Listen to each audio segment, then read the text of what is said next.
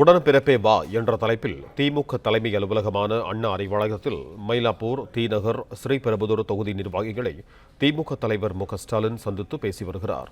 இது தொடர்பான கூடுதல் விவரங்களோடு இணைகிறார் எமது செய்தியாளர் ஜெபர்சன். வணக்கம் ஜெபர்சன், உங்களிடம் இருக்கும் தகவல்களை சொல்லுங்க.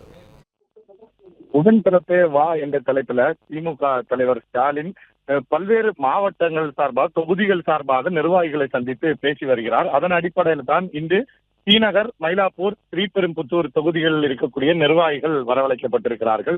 இங்கு வரக்கூடிய நிர்வாகிகள், அதாவது அந்த ஒவ்வொரு தொகுதியில் இருந்து பேரூர், நகரம், அதே போல மாவட்ட நிர்வாகிகளை நேரடியாக சந்தித்து குறைகளை கேட்பதோடு அவர்களுக்கு 2026 தேர்தலில் எவ்வாறு பணியாற்ற வேண்டும் என்பது தொடர்பாக ஆலோசனைகளை வழங்க இருக்கிறார். ஏற்கனவே 24 சட்டமன்ற தொகுதிகள் சார்பில் நிர்வாகிகளை அவர் சந்தித்திருக்கிறார். நாகர்கோவில், ஆண்டிப்பட்டி, அதே போல குன்னம், விழுப்புரம், செங்கல்பட்டு, ஆர்கே நகர் என 24 சட்டமன்ற தொகுதிகளில் உள்ள உறுப்பினர்களை சந்தித்து அவர்களுக்கு ஆலோசனைகள் வழங்கியதோடு தேர்தல் பணி எவ்வாறு ஆற்ற வேண்டும், ஒருவருக்கு ஒருவர் கட்சி நிர்வாகிகள் எவ்வாறு செயல்பட வேண்டும், பிரச்சனை இல்லாமல் தேர்தல் களத்தை அனைவரும் ஒன்று சேர்ந்து களம் காண வேண்டும் என்பது தொடர்பான அறிவுரைகளை அவர்களுக்கு வழங்கக்கூடிய நிகழ்வாகத்தான் இந்த நிகழ்வு பார்க்கப்படுகிறது. மேலும் தொடர்ச்சியாக 234 சட்டமன்ற தொகுதியில் இருக்கக்கூடிய நிர்வாகிகளையும் இதே போன்று சந்திக்க அவர் திட்டமிட்டிருக்கிறார்.